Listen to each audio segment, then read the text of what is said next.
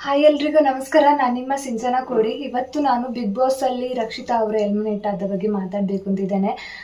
ತುಂಬ ಬೇಜಾರಾಯ್ತು ಈ ವಿಷಯ ಕೇಳಿ. ಅವರು ಬಿಗ್ ಬಾಸ್ಗೆ ಹೋದ್ರು ಅಂತ ಹೇಳ್ಬೇಕಾದ್ರೆ ಆ ವಿಷಯ ಅಂದರೆ ಆ ಮೂಮೆಂಟ್ನ ಒಂದು ಕ್ಯಾಪ್ಚರ್ ಮಾಡ್ಕೊಳ್ಳಿಕ್ಕೆ ಹೇಳಿದ್ದೆ. ನಾನು ಇನ್ಸ್ಟಾದಲ್ಲಿ ಯೂಟ್ಯೂಬಲ್ಲಿ ಅದನ್ನು ಅಪ್ಲೋಡ್ ಮಾಡಿದ್ದೇನೆ. ಅದಾದಮೇಲೆ ಮರುದಿವಸ ಗೊತ್ತಾಗ್ತದೆ ನನಗೆ ಅವರು ಎಲಿಮಿನೇಟ್ ಆಗಿದ್ದಾರೆ ಅಂತ ಹೇಳಿ. ನಮ್ಮ ಫೇವ್ರೇಟ್ ಕಂಟೆಸ್ಟೆಂಟ್ ಎಂಟ್ರಿ ಕೊಟ್ಟರು ಅಂತ ಹೇಳೋದೇ ನಮಗೊಂದು ಅನ್ಎಕ್ಸ್ಪೆಕ್ಟೆಡ್. ಅವ್ರು ಹೋಗಿದ್ದೆ ಅನ್ಎಕ್ಸ್ಪೆಕ್ಟೆಡ್, ಅವ್ರು ಬಂದಿದ್ದೆ ಅನ್ಎಕ್ಸ್ಪೆಕ್ಟೆಡ್. ಬಂದ ಟೈಮಲ್ಲಿ ಮಾತ್ರ ತುಂಬ ಬೇಜಾರಾಯಿತು. ಸುಮ್ಮನೆ ರೀಸನ್ ಇಲ್ಲದೆ ಅವ್ರನ್ನ ಬಿಗ್ ಬಾಸಿಂದ ಹೊರಗಡೆ ಕಳಿಸ್ತಾರೆ ಅಂತ ಹೇಳಿದ್ರೆ ಯಾರಿಗೆ ತಾನೇ ಬೇಜಾರಾಗಿರ್ತದೆ ಹೇಳಿ. ಪಾಪ ಅವರ ಅಪ್ಪ ಅಮ್ಮನಿಗೆ ಎಷ್ಟು ಬೇಜಾರಾಗಿರ್ಬೋದು. ವಾಪಸ್ ಅವರು ಬಿಗ್ ಬಾಸ್ಗೆ ಬರಬೇಕು ಅಂತ ಹೇಳೋದು ನಮ್ಮ ಆಸೆ. ಅವ್ರು ಬಂದರೆ ನಾವೆಲ್ಲರೂ ಕೂಡ, ನಾನಂತೂ 100% ಅವರಿಗೆ ಸಪೋರ್ಟ್ ಮಾಡ್ತೇನೆ. ಬಿಗ್ ಬಾಸಲ್ಲಿ ಅಂದರೆ ತಮಿಳ, ತೆಲುಗು, ಹಿಂದಿ ಯಾವುದೋ ಒಂದು ಚಾನಲ್ಲಿ ತೋರಿಸ್ತಿದಾರಂತೆ. ಹಾಗೆ ಫಸ್ಟಿಗೆ ಎಲಿಮಿನೇಟ್ ಆದವ್ರನ್ನ 1 ವೀಕ್ ಆದಮೇಲೆ ಕರೆಸಿರೋದು. ಹಾಗೆ ಇದು ಕೂಡ ಆ ಥರ ಆಗಲಿ ಅಂತೇಳಿ ನಾವು ಅಂದ್ಕೊಳ್ತಿದ್ದೇವೆ. ಆ ಥರ ಆದರೆ ಎಷ್ಟು ಖುಷಿ ಇರ್ತದೆ. ಪಾಪ ಅವರ ಅಪ್ಪ ಅಮ್ಮ ಎಲ್ಲ ಎಷ್ಟು ಖುಷಿಯಿಂದ ಕಲಿಸಿರ್ಬೋದು. ಮತ್ತು ಅವರು ಬ್ಲಾಗಲ್ಲಿ ಅವರು ಡ್ರೆಸ್ನ ಒಂದು 2-3 ಲಗೇಜ್ ಅವರು ಡ್ರೆಸ್ ಪ್ಯಾಕ್ ಮಾಡ್ಕೊಂಡಿದ್ದಾರೆ. ಅದನ್ನು ನೋಡೋದ್ಲೇ ಪಾಪ ತುಂಬ ಬೇಜಾರಾಗ್ತದೆ.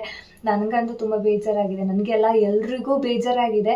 ಅದೊಂದು ಮಾನವೀಯತೆ ಅಂತ ಹೇಳ್ಬೋದು.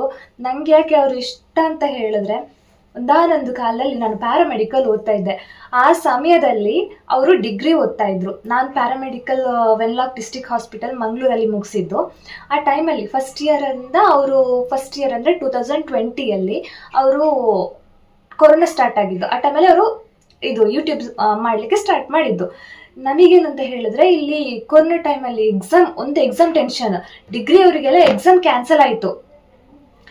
ಮತ್ತು ಇನ್ನು ಪ್ಯಾರಾಮೆಡಿಕಲ್ ಅವರಿಗೆ ಎಕ್ಸಾಮ್ ಇತ್ತು. ಪ್ಯಾರಾಮೆಡಿಕಲ್ ನರ್ಸಿಂಗ್ ಅವರಿಗೆ ಎಲ್ರಿಗೂ ಎಕ್ಸಾಮ್ ಇತ್ತು. ಹಾಗೆ ನಾವು ಎಕ್ಸಾಮ್ ಕ್ಯಾನ್ಸಲ್ ಆಗ್ತದೆ ಅಂತ ಅಂದ್ಕೊಂಡಿದ್ವಿ. ಆದರೂ ಎಕ್ಸಾಮ್ ಕ್ಯಾನ್ಸಲ್ ಆಗೋದಿಲ್ಲ ಅಂತ ಕೂಡ 90% ಕ್ಯಾನ್ಸಲ್ ಆಗ್ತದೆ, 10% ಕ್ಯಾನ್ಸಲ್ ಆಗಲ್ಲ, ಈ ಥರ ಇತ್ತು ನಮ್ಮ ಮೈಂಡಲ್ಲಿ.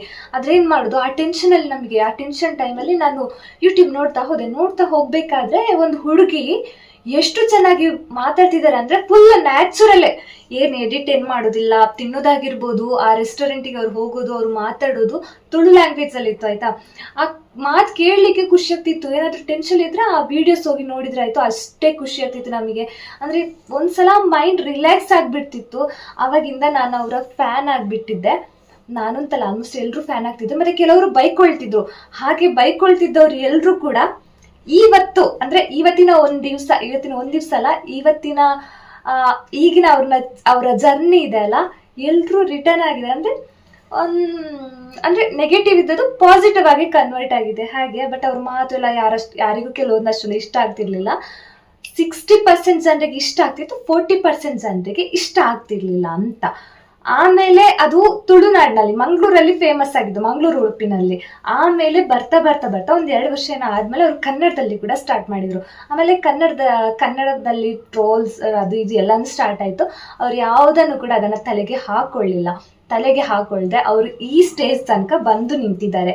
ಅದಕ್ಕೆ ನಮಗೆ ತುಂಬಾನೇ ಖುಷಿ. ಮಾತಾಡ್ತಾ ನಾನು ಏನು ಮಾತಾಡಬೇಕು ಅಂತಿದ್ದೆ ಎಲ್ಲ ಇದಾಯಿತು. ಅದೇ ಎಕ್ಸಾಮ್ ಟೈಮಲ್ಲಿ ಅದು ನೋಡ್ತಾ ಇದ್ದೆ. ಆ ಟೈಮಲ್ಲಿ ಅವರು ಡಿಗ್ರಿ ಓದ್ತಾ ಇದ್ರು.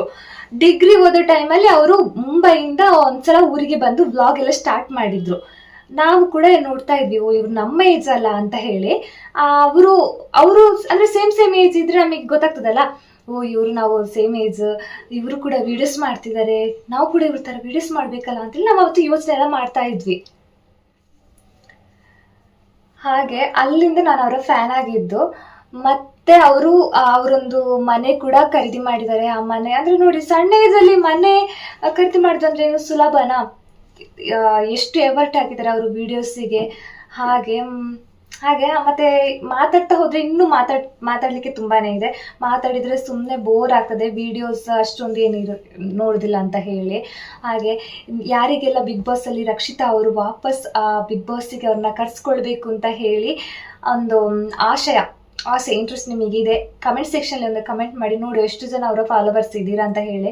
ಮತ್ತೆ ಬಿಗ್ ಬಾಸ್ ಬಗ್ಗೆ ಅಪ್ಡೇಟ್ಸ್, ನಾ ಎಲ್ಲಿಯಾದ್ರೂ ರಕ್ಷಿತಾ ಅವರು ಬಿಗ್ ಬಾಸ್ಗೆ ಹೋದ್ರೆ ನಾನು ಡೈಲಿ ಬಿಗ್ ಬಾಸ್ ಅಪ್ಡೇಟ್ಸ್ ಕೊಡ್ತೇನೆ. ಅವ್ರು ಹೋಗಿಲ್ಲ ಅಂದ್ರೆ ನಾನು ಅಪ್ಡೇಟ್ಸ್ ಕೊಡ್ದಿಲ್ಲ. ನಂಗೆ ಇವಾಗ ಅಷ್ಟೊಂದು ಇಂಟ್ರೆಸ್ಟ್ ಇಲ್ಲ ನೋಡ್ಲಿಕ್ಕೆ. ಯಾಕಂದ್ರೆ ಸಡನ್ ಆಗಿ ಏನೋ ಒಂದು ರೀಸನ್ ಇಲ್ಲದೆ ಒಂದು ವ್ಯಕ್ತಿನ ಹೊರಗಡೆ ಕಳಿಸಿದ್ರು ಅಂದ್ರೆ ಯಾರಿಗೆ ತಾನೇ ಇಂಟ್ರೆಸ್ಟ್ ಇರ್ತದೆ ಹೇಳಿ. ಅದು ಅಲ್ಲದೆ ನಮ್ಮ ಫೇವ್ರೆಟ್ ಕಂಟೆಸ್ಟೆಂಟ್ನ ಬೇರೆ, ಅವ್ರದ್ದು ಒಂದು ಯೂಟ್ಯೂಬ್ ಅಲ್ಲ, ಇನ್ಸ್ಟಾಗ್ರಾಮ್ ಅಲ್ಲಿ ಅವರು ಬಿಗ್ ಬಾಸ್ಗೆ ಎಂಟ್ರಿ ಆಗಿದ್ದು ಒಂದು ಕ್ಲಿಪ್ಸ್ ಇದೆ ಆಯ್ತಾ. ಆ ಕ್ಲಿಪ್ಸ್ 11 ಮಿಲಿಯನ್ಸ್ ಓಡಿದೆ.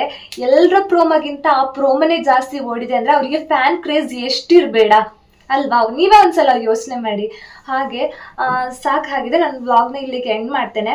ಎಲ್ಲಾದ್ರೂ ರಕ್ಷಿತಾ ಅವರು ರೀ ಎಂಟ್ರಿ ಆಗಿದ್ರೆ ಖಂಡಿತವಾಗಿಯೂ ನಾನು ಬಿಗ್ ಬಾಸ್ ಅಪ್ಡೇಟ್ಸ್ ಕೊಡ್ತೇನೆ. ಹಾಗೆ ನಿಮಗೆ ವ್ಲಾಗ್ ಇಷ್ಟ ಆದರೆ ಲೈಕ್ ಮಾಡಿ, ಶೇರ್ ಮಾಡಿ, ಕಮೆಂಟ್ ಮಾಡಿ. ಹಾಗೆ ತಪ್ಪದೆ ಸಬ್ಸ್ಕ್ರೈಬ್ ಮಾಡಬೇಕು. ಅದರ ಜೊತೆಗೇನೆ ಯಾರೆಲ್ಲ ಇನ್ಸ್ಟಾಗ್ರಾಮ್ ಅಲ್ಲಿ ಇದ್ದಾರೆ ನೀವೆಲ್ಲ ಇನ್ಸ್ಟಾಗ್ರಾಮ್ಗೆ ಹೋಗ್ಬಿಟ್ಟು ಸಿಂಚನ ಕೋಡಿ ಅಂತ ಸರ್ಚ್ ಮಾಡಿಬಿಟ್ಟು ಒಂದು ಫಾಲೋ ರಿಕ್ವೆಸ್ಟ್ ಕಳಿಸಿ ನನಗೆ. ನಾನು ನೋಡ್ತೇನೆ ಯಾರೆಲ್ಲ ಯೂಟ್ಯೂಬ್ ನೋಡ್ಕೊಂಡು ಅಲ್ಲಿ ಬಂದಿದ್ದೀರಾ ಅಂತ ಹೇಳಿ. ಮತ್ತೆ ಕೆಲವರು ನನ್ನ ಇನ್ಸ್ಟಾಗ್ರಾಮ್ ನೋಡಿಕೊಂಡು ಇಲ್ಲಿಗೆ ಯೂಟ್ಯೂಬ್ಗೆ ಬಂದು ಸಬ್ಸ್ಕ್ರೈಬ್ ಮಾಡ್ಕೊಂಡಿದ್ದೀರಾ. ನಿಮ್ಗೆ ಎಲ್ರಿಗೂ ಕೂಡ ತುಂಬ ಥ್ಯಾಂಕ್ ಯು.